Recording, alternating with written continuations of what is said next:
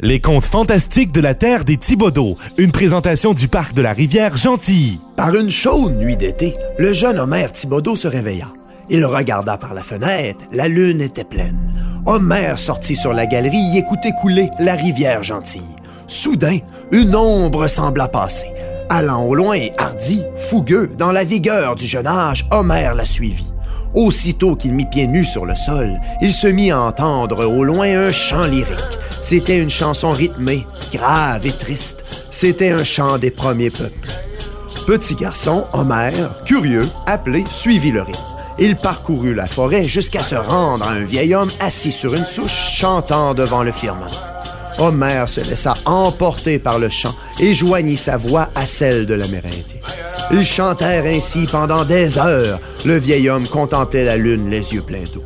L'Amérindien finit son chant, regarda Homer et lui dit « J'étais père de 3 fils lorsque mon peuple rencontra le tien ici jadis. Pour des raisons d'avarice et de cupidité qui animaient les 2 groupes, nos peuples se firent la guerre et presque tous moururent. J'y perdis mes fils.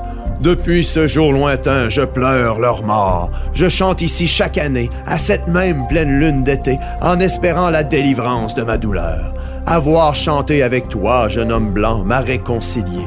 J'ai vu que nos peuples apprendraient de leurs erreurs et se partageraient la terre en paix. Afin de marquer ma vision, je changerai le sang qui fut jadis ici versé en terre. Que ce sang dans le sol devenant minerai apporte aux enfants de cette terre prospérité. » Homer ne comprit pas vraiment le dernier bout. Mais bon, le vieil Amérindien semblait avoir trouvé la paix. Il se remit à chanter, cette fois joyeux, et le jeune Homer, pris de fatigue, décida qu'il était temps pour lui de retourner à la maison. Le lendemain matin, Alphonse, le père d'Homer, remarqua les pieds rougis du garçon. Il lui demanda où il était allé. Homer guida donc son père jusqu'à la souche où le vieil Amérindien avait chanté.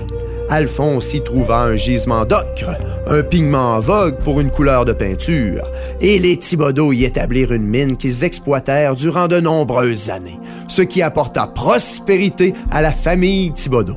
Les contes fantastiques de la terre des Thibaudeau étaient une présentation du parc de la rivière Gentilly.